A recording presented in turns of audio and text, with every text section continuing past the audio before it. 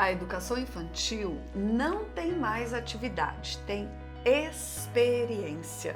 Olá, que bom que você está aqui. Seja muito bem-vindo, seja muito bem-vinda. Já chega curtindo, já se inscreve aqui no canal, ativa o sininho para receber as notificações, compartilhe esse vídeo com os amigos da escola ou com os familiares dos seus alunos e vamos refletir.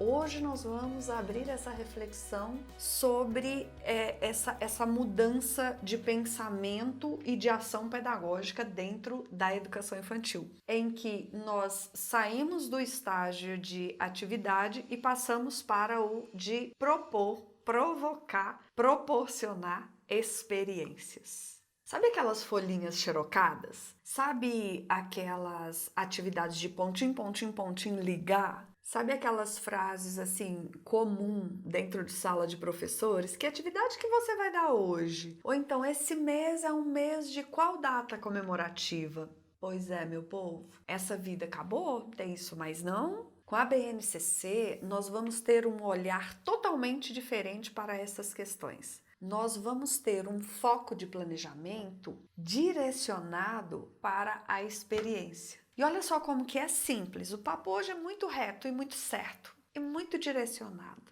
São só os títulos dos campos de experiência já nos dá uma visão do que é essa mudança e do que nós podemos fazer a partir delas. Campos de experiência que nós vamos trabalhar são 5. O eu, o outro e o nós. Corpo, gesto e movimentos, traços, sons, cores e formas, escuta, fala, pensamento e imaginação, espaço, tempo, quantidades, relações e transformações. Ponto. Só de pensarmos nesses 5 títulos, nós vamos entender que a educação infantil tem um leque infindável de possibilidades para propormos experiências. Então, os campos de experiências, eles já demonstram como as crianças aprendem e esse arranjo curricular, ele vai facilitar a proposição das experiências, onde cuidar e educar é indissociável. E aí, então, nós começamos a entender que toda ação na educação infantil, ela é uma intencionalidade pedagógica. Portanto, é papel da escola acolher as vivências das crianças e também valorizar os conhecimentos que aquela criança já trouxe, que ela tem ali construída por ela, que ela traz da família, que ela traz da comunidade, e nós vamos vivenciando essa experiência através de não só estimular a socialização dela com a outra criança, mas estimular a comunicação e socialização da criança conosco. Então, enquanto eu, professor, estou conversando, estou escutando esta criança, estou promovendo esta comunicação e socialização entre todos na sala, vamos pensar na creche, desde a creche. Imagina quando nós chegávamos na creche, recebíamos a criança, pegávamos a criança, colocávamos ela no berço ou no tapete e nós mesmos guardávamos os materiais dela e na hora de dar a comida, a gente dava a comida para ela. Com a BNCC, nós vamos ter outro olhar. Tudo isso que eu falei não é mais antes da atividade. Tudo isso é uma ação educativa e precisa ter uma intencionalidade pedagógica, de forma a estimular que a própria criança e o próprio bebê, ele já vai adquirindo essa autonomia. Então nós vamos perceber o sorriso desse bebê para nós na entrada, o tchau dele na saída, se ele já consegue identificar que é a hora de lanchar,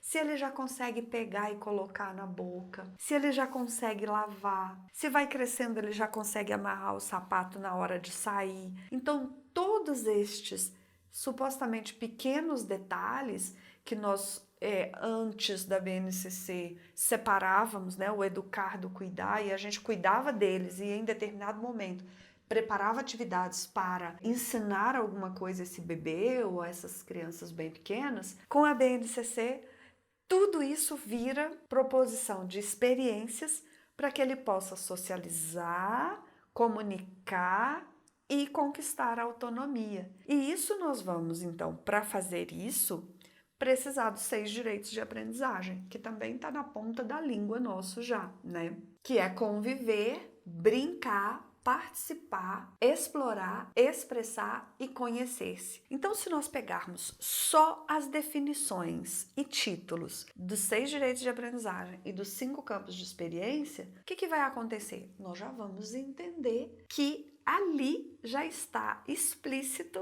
o quanto nós precisamos oportunizar experiências e não só dar as atividadezinhas de papel que a gente fazia até um tempo desse. E é por isso que é urgente, muito urgente, compreender que a criança, ela é um sujeito. A criança por menorzinho que seja, bebezinho, ela é um sujeito. Ela não é um objeto que nós carregamos da entrada para a sala, da sala para o pátio, do pátio para a cantina, da cantina, não é. A criança, ela é capaz. Percebam, a criança é capaz.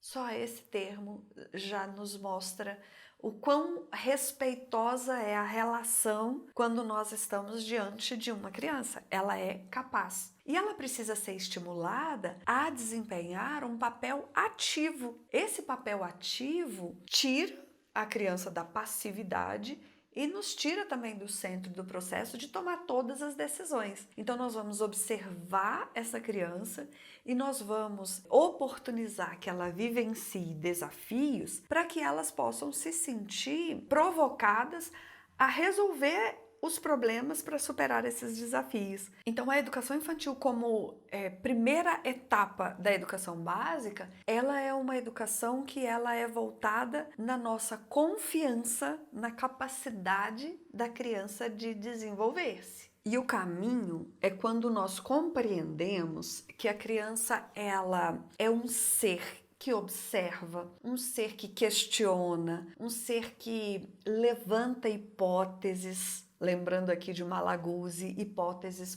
provisórias. É um ser que conclui, é um ser que faz julgamentos, um ser que assimila valores e que constrói o conhecimento e também apropria-se dele. Por isso que nós precisamos propor essas experiências. Eu me recordo de sala de aula há uns 30 anos, quando fui regente de turmas de educação infantil, e quando a gente pega a BNCC e pega o currículo e vai lendo, né, muito sobre essa coisa de respeitar as crianças e dialogar com elas, eu fico lembrando, e vocês devem lembrar também, de uma musiquinha que eu cantava muito com as minhas crianças. Para escutar o voo do mosquitinho e as batidas do meu coraçãozinho, pego o cadeado e tranco a boquinha, tranco bem trancado, depois guardo a chavinha.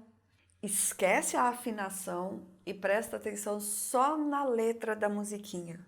Pego a chavinha para trancar a boquinha e guardo.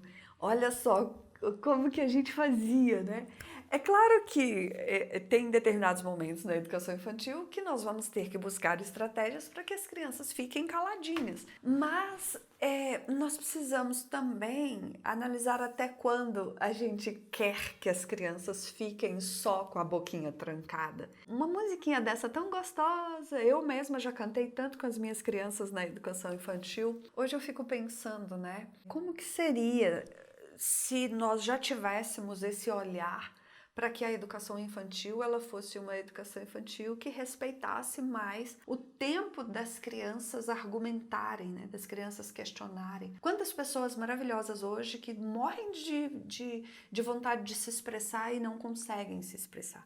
São extremamente tímidas. Será que nós na escola não temos uma parcela nesse processo de dizer, não fala, fica quieto, escuta, eu vou te ensinar, agora é hora de ficar calado? Então são reflexões que nós precisamos fazer para propor experiências em que as crianças elas por si só adquirem essa autonomia de saberem a melhor hora de falar e a melhor hora de calar. E não que esse papel fique só na nossa mão de professor de dizer agora todo mundo fica calado. São reflexões bem dolorosas de fazer, mas muito produtivas para o desenvolvimento das crianças. São questões cheias de muitos detalhes. E esses detalhes, como a BNCC é um documento, embora traz muitas informações das diretrizes curriculares nacionais para a educação infantil, que vai falar questões que já estavam lá postas há muito tempo, eu costumo dizer o seguinte, que precisaria fazer um glossário